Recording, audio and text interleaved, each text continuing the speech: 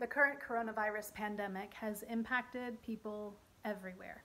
It's helped us to see that we're connected in ways that we never realized before. But long before this crisis, Children of Promise had been working to make wholeness possible for children around the world. Our relationships with local Children of Promise leaders in various countries have put us in a unique position to be able to respond to those most in need. Join us as we take a few minutes to talk with these leaders and learn what the coronavirus has meant for life where they live. You'll also find out how we can support them as they care for the children and families in their communities. And after the video, you can check out our new Children of Promise website, childrenofpromise.global, to find out more.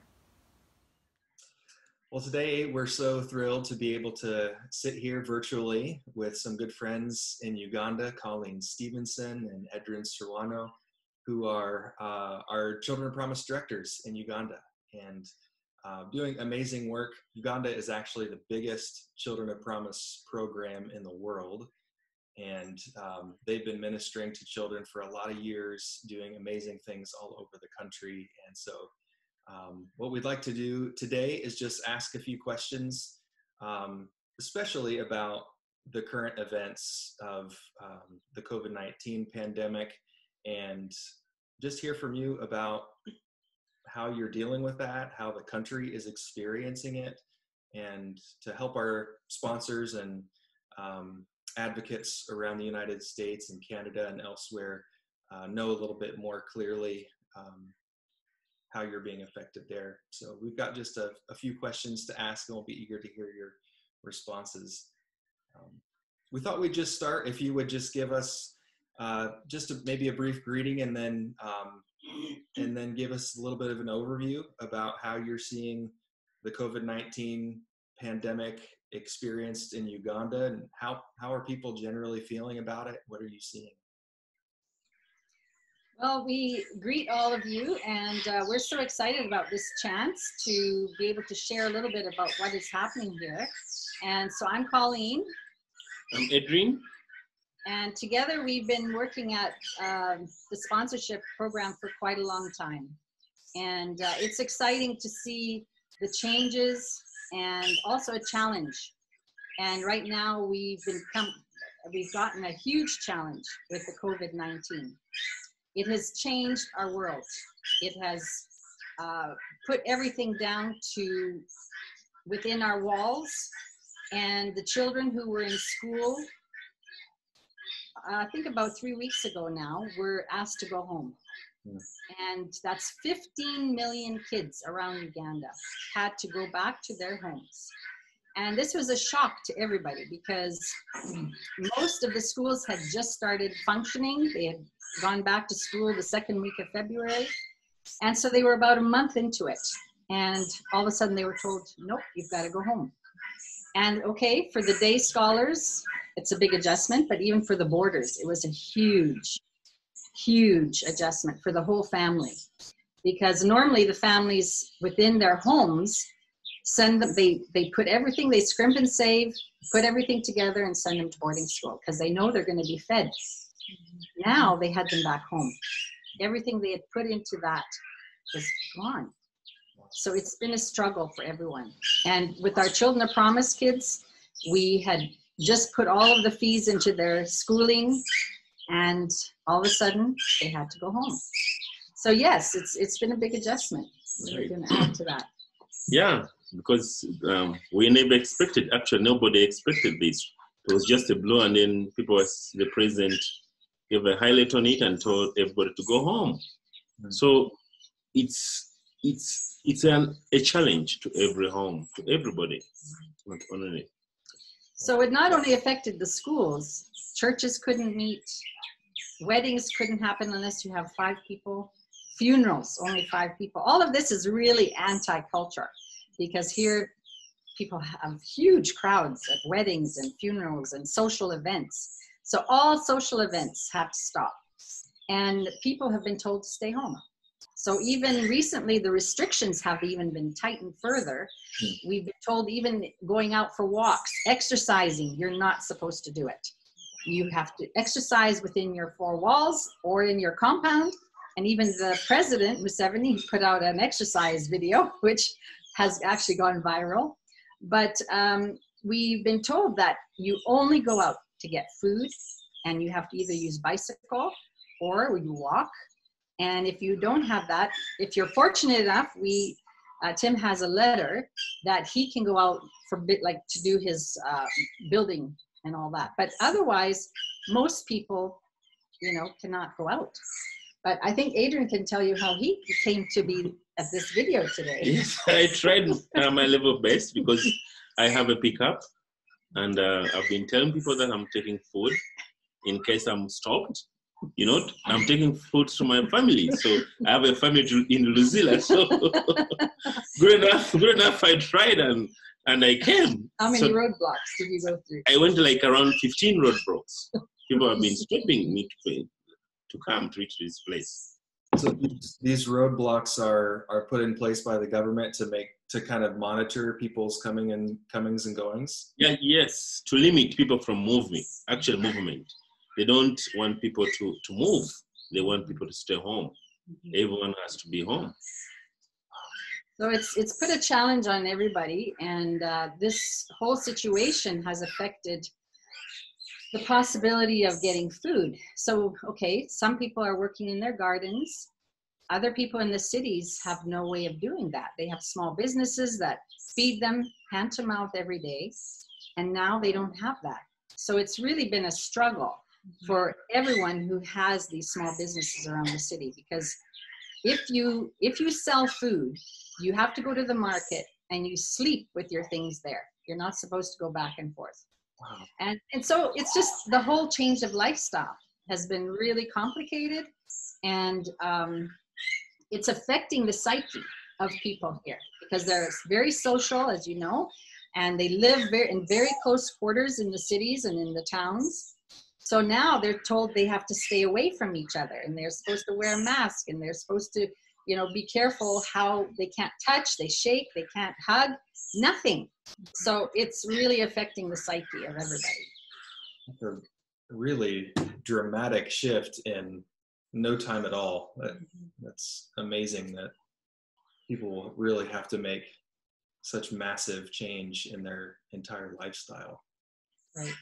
How are you seeing the church? I mean, you've talked a little bit about the government response with a lot of restriction about movement, and how's the church responding? Is the church responding? Is it able to respond? What are you seeing in terms of pastors and congregations trying to deal with all of this new reality? The church at this point, it's locked down because this is the government said nobody, even the church is supposed to be locked down. But they have put communication like on WhatsApp. We have social media, and whereby people are being sent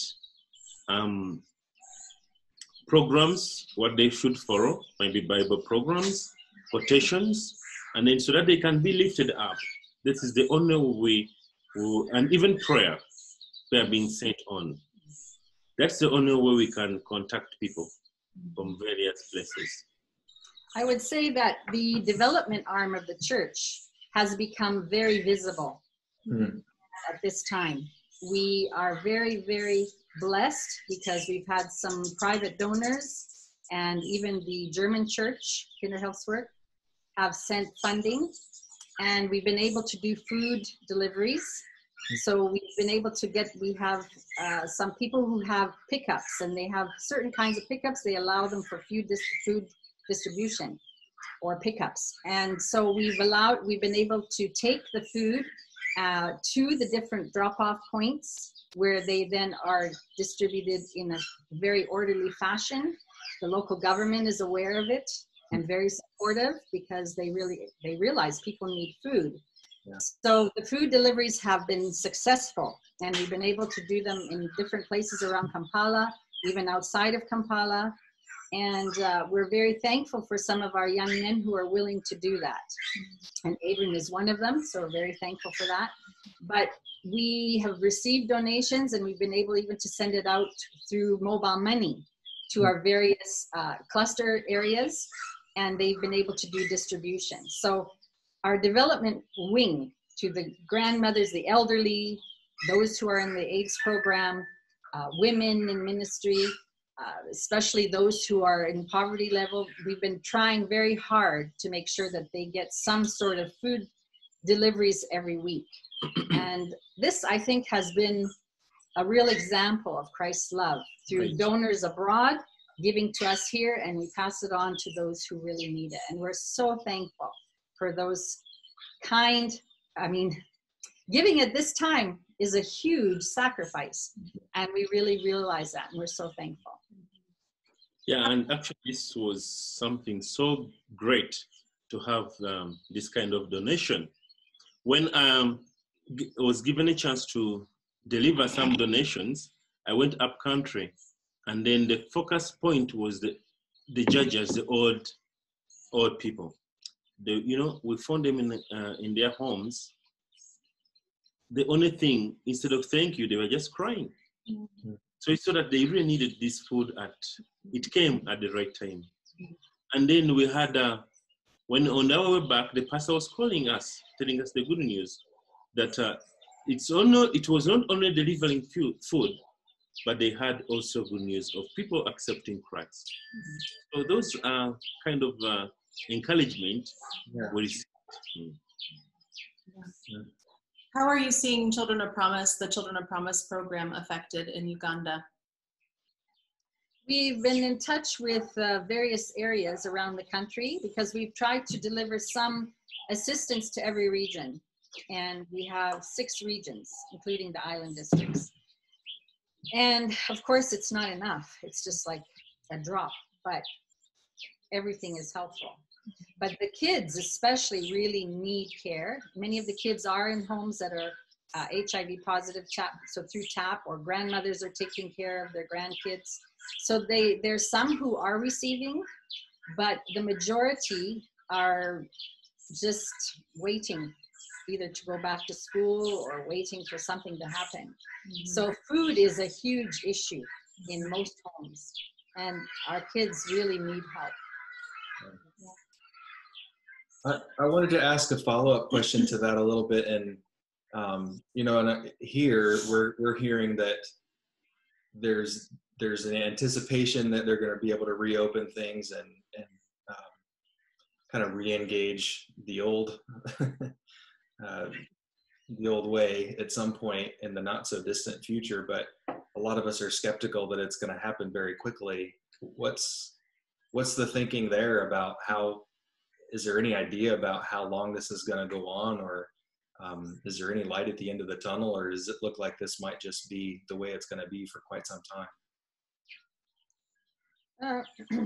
Well, the Minister of Education, which is the wife of the president, she has made a public announcement that she hopes schools will be able to go back by the 27th of April. Really? And we are in anticipation and hopes that that's true. Even our counts are at around 54, with some who have recovered. But we honestly don't know if that's a true statistic, because there's not enough testing kits, there's not enough medical care. We have no idea actually of how many cases are in country. But we are optimistic. We are optimistic that we will be able to hopefully go back to school. And that's what everybody is kind of hoping for. And if that's the case, we are hoping that we can help, because as you know, in Uganda, our kids all most of them go to Church of God schools. And so we're hoping that we'll be able to push some funding towards them going back to school for food, for care. Even many of them might need medical care. We don't know. So this will be really important. Yeah. Edwin, you shared about during the food distributions, people coming to know Christ as a part of that expression of God's love. What other stories of hope and good news are you guys hearing from the people around Uganda? The church, we had a donation, like from Germany, and then the TAP centers, we are making some masks for people to use. So we are delivering these. So people were actually so happy to receive these masks because they are very expensive. People were not able to afford them. So they were so happy so that they could even move out, maybe to say hi during the day. So that was another achievement to me, to see that people, instead of being locked inside, at least if we're, because some of the families, we could visit, we could take them, giving them masks, so they could put, and then they had the opportunity to move out, to say hi, you know. That was, for me, that was a good thing. It was a really good thing. Are there any regulations about people wearing personal protective equipment, masks or gloves, or is that a regulation that is put forth by the government or enforced at all? People are encouraged by the government to put on masks when they go out, but most especially if you have a cough or a cold or sniffles, they ask you to wear them. And if you're in the bank or if you're doing grocery shopping and you cough or sneeze, everybody looks at you. And there's a lot of funny jokes about people coming to a place to pick up food, and all of a sudden people talk about, yes, I just come back from China, and then the place clears and they say, thank you for all the food. And I mean, there's just a lot of funny jokes about this, but it's a very serious issue, of course. But you have to, you know, being lighthearted and showing care, love, and having a sense of humor at this time is really vital, because you cannot get so serious about it. Otherwise you get depressed, you know, because as we said, this is a very social environment. People are used to, you know, being with their neighbors, sitting side by side, very, very tight, even the way they live, the way they sleep. There's Right. so many in this little room. And so it's, how do you have social distancing when you have 10 in a small, you know, 6x6 room? It's really impossible. So that's where we say this is truly God that has kept things at this level, where we don't know really how many people have it, but it seems like it's being sustained. So we're hoping for that. We could ask a lot more questions, but maybe we'll kind of start drawing this to a close. And we'd just like to hear is, what else would you like sponsors to know about their children and those families? Is there any? I mean, you mentioned that, the food is really a major need at the moment, and of course with kids not in school, that's a huge prayer request as well. But what more would you like sponsors in general to know about what their kids are experiencing? Kindly, actually, sponsors, they should know more about fear. Everybody is in fear. This thing brought a lot of fear to the community. They have brought fear to the individuals, even to the kids. So we still have that. You know, this has brought much fear, and people fear each other. So to me, I see fear is also a big thing, whereby the sponsors, they should know. Actually, it's a global disease. Everybody's bringing fear, but to us, it has really took our joy. You know, like you visit a person, and this is a friend, and even although you are far distance, but it fears you a lot. Even cannot talk to you, even cannot work to you, even, you know. So, and this is, it's not a culture. It's not part of that culture. So, these sponsors really need to know. And Yeah, and I think in addition to that, this is where prayers are so important. right. And I know at this time, for the church family, for families, knowing that people are praying for one another, people care. And we, like I said, we've had sponsors reaching out and ask, how are my kids doing? How, is there anything I can do? You know, so there's this real concern. Right. And we are so appreciative of every sponsor who sponsors a child here in Uganda. For many, this is a very unique and special and close relationship. And so they really count on that relationship, and they really love hearing from their sponsor. So knowing, like, I've had so many people write and say, how are our sponsors doing? How are our donors doing? How are people outside there doing? So there's a real concern and care from the people here, from the church, wondering how people are doing back home, the churches, the sponsors, the donors. They want to know, how are you doing? Are you doing okay? And so I always tell them, I think they're doing okay. We haven't heard any, huge issues, but I said, pray. Prayer can cover so many things. So pray for them. Pray that God will keep them safe and healthy and strong, and that they'll be able to get back to their jobs and get back to life. So this is what our prayer is. Our prayer is that the sponsors will be able to go through this without any major issue, and that they should know their kids are praying for them, and they count on their prayers as well. So this is huge. This is what the global family, church family, should be all about, is interceding for each other and caring for each other. So we just really are appreciative for the sponsors for still continuing on during this time. We know how sacrificial it is, and we really appreciate it. That's great. Well, we're so thankful that you guys have given us some time today, and it's nice to see your faces, nice to hear a little bit more specifically about what you're dealing with, so that we know more clearly how to pray. And we're thankful for your words of encouragement too, that the church is responding as it can. And what a world we live in with social media and the ability to connect like this, and even for Ugandans also to connect with one another through WhatsApp and other devices. It's pretty great that there are ways we can stay connected even when we're all trying to stay apart. Well, happy Easter. Yeah. Happy Easter to you too. He is risen. Amen. Amen. We believe that for sure. Anyway, thanks again for your time. Thank you. Thank you both.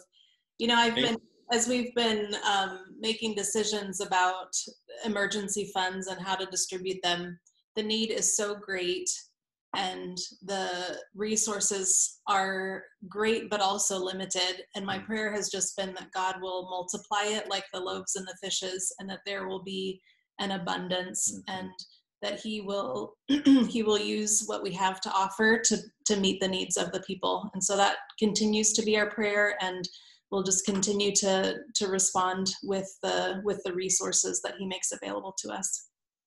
Thank you very much. We pray for you guys. Thank you. Thank you.